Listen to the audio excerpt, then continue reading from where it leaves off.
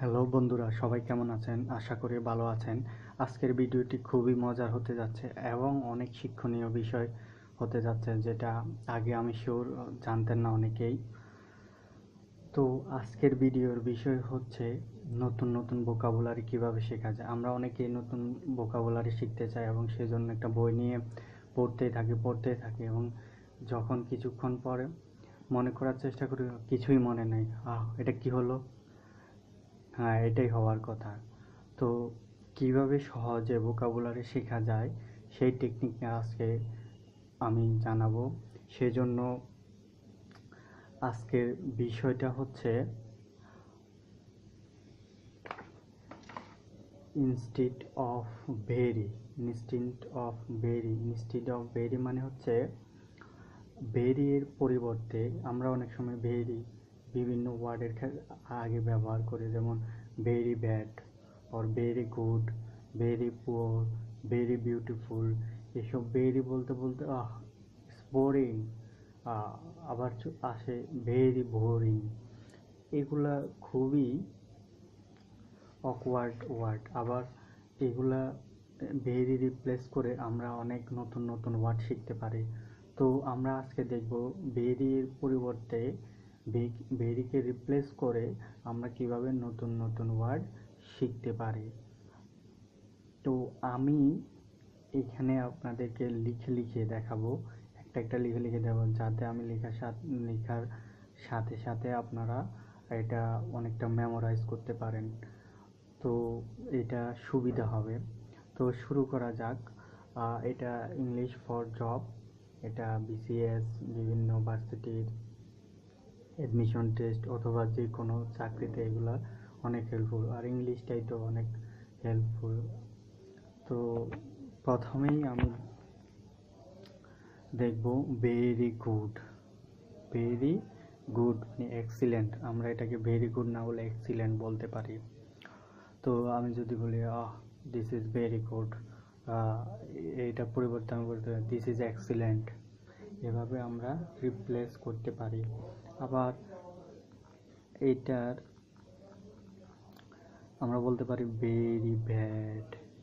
Very bad না বলে আমরা বলতে পারি awful. Awful, very bad, not very bad, awful. আজকে থেকে আমরা অফুল ওয়ার্ডটা ইউজ করব, তাহলে আমাদের প্র্যাকটিক্যালি এটা ইউজ করা হয়ে যাবে এবং এটা আমরা জীবনেও বলবো না। এর সাথে সাথে আমরা বলতে পারি ভেরি পুয়ার। ভেরি পুয়ার, এটা কি হতে পারে? এটা ডেস্টিটিউট। ডেস্টিটিউট, আমি শিওর এগুলা কিন্তু আমরা জানি, এগুলা জানি, বাট এক্সিলেন্ট মানে very good, or awful very bad, destitute very poor, এইসব এগুলা আমাদের অনেক ম্যাচিং করতে পারতাম না, বা আমরা এগুলা অন্ধের মতো শুধু কি মুখস্থ করতাম। তো আজকে আমি যদি জানি ডেস্টিটিউট মানে ভেরি পুয়ার, তাহলে এটা আমার ইজিলি মনে থাকার কথা। এরপরে আমি যদি বলি ভেরি বিউটিফুল। ভেরি বিউটিফুল মানে হচ্ছে গর্জিয়াস। গর্জিয়াস, হ্যাঁ। The girl is gorgeous, the girl is very beautiful, same meaning বহন করে। দেন আমরা আরেকটা শিখি, সেটা হচ্ছে ভেরি হ্যাপি। ভেরি হ্যাপি মানে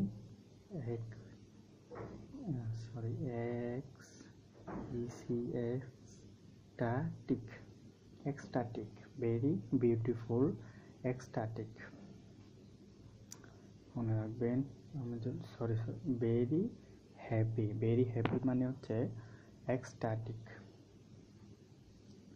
দেন আমরা লিখতে পারি very boring. Very boring. Very boring মানে হচ্ছে ডাল।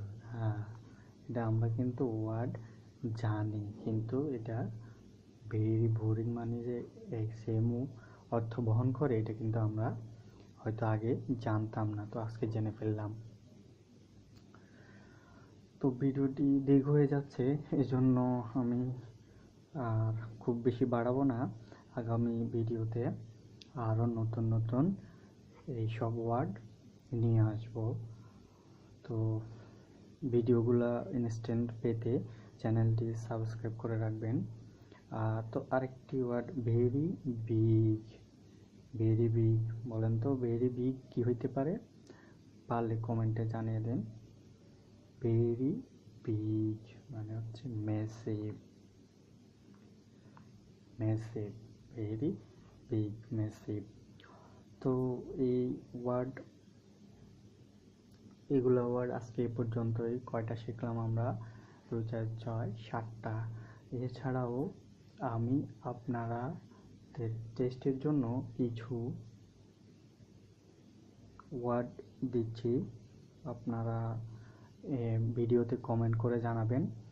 আর যদি না পারেন আমি সামনের ভিডিওতে আপনাদের এগুলা দেখিয়ে দেব। ভেরি ক্লিন, কমেন্টে জানান তো ভেরি ক্লিন মানে কি? Very clean. And very difficult. Very difficult মানে কি? আমরা ভেরি ক্লিনের পরিবর্তে কি লিখতে পারি? আবার ভেরি ডিফিকাল্ট এটার পরিবর্তে আবার কি লিখতে পারি? আবার ভেরি আগলি। আপনাদের হোমওয়ার্ক হচ্ছে এই 3টা ওয়ার্ডের, অর্থাৎ এই ভেরি ইনস্টিড অফ ভেরি এর পরিবর্তে ভেরি ক্লিন কি হবে, ভেরি ডিফিকাল্ট কি হবে, ভেরি আগলি কি হবে, সেই 3টা কমেন্টে জানিয়ে দেন। আর না পারলেও সমস্যা নাই, আমার পরবর্তী ভিডিও ফলো করতে থাকুন। তো এই জাতীয় ভিডিও বা ইংলিশের মজার মজার লেসন পেতে আমার চ্যানেলটি আপনারা সাবস্ক্রাইব করবেন। আর চ্যানেলের নাম তো জানেন, ইউটিউব ওয়ার্ল্ড টিউটোরিয়াল। তো আর ভিডিওটি ভালো লাগলে অবশ্যই লাইক করবেন। ধন্যবাদ সাথে থাকার জন্য।